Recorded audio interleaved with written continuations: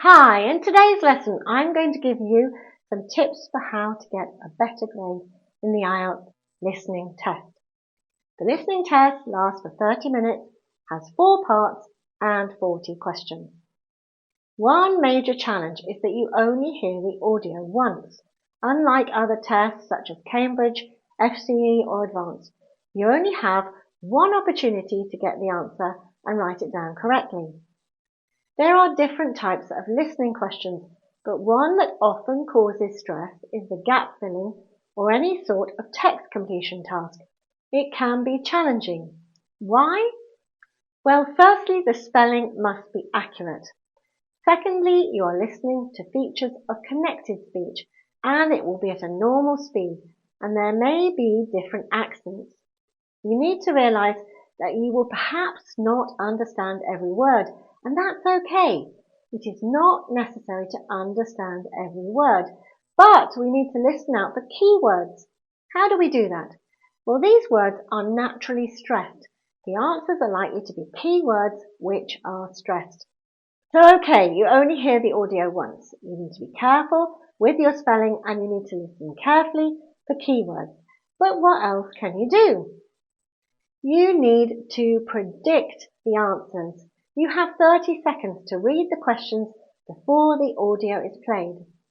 In listening part 1, 2 and 3, it is split into 2 parts, and you'll have time to read the 2 sets of questions before the audio is played. In those 30 seconds, you need to read and predict the answers. Use all of the clues around the gaps to help you identify what is missing. Let's look at an example.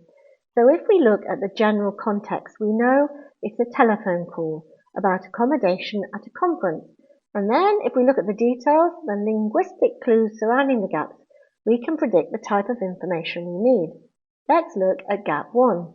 What do we need to listen out for? That's right, the cost of the conference for 3 days. Now question 2. Will be a payment method, either card or cash.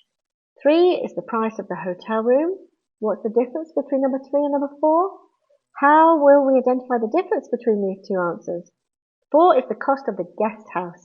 We need to carefully listen out for guest house, and so on. When you practice IELTS listening tests, practice doing this. So let's summarize. What do you need to do to prepare for the IELTS listening test? You need to use the time wisely before you listen. Look at the questions and layout. Predict the answers from the context. Use linguistic clues to help you make the correct choice and predict the type of information you're listening for. What other things should we pay close attention to, particularly in gap-fill questions?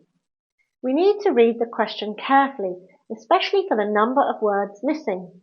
The spelling needs to be correct, but also needs to fit within the word count given in the instructions. Finally, be aware in the listening part of the test that it does reflect natural speech. And in natural speech, people do self-correct, do rephrase, and therefore be careful not to rush into an answer. Don't just write down the first thing you hear. Check if the speaker self-corrects. So that's it for today. I hope you feel more confident when you're preparing for the IELTS listening test. Remember to like this lesson if you found it useful and share it with your friends and colleagues learning English. And don't forget to subscribe so you don't miss out on any new lessons. And hit the bell so you get notified.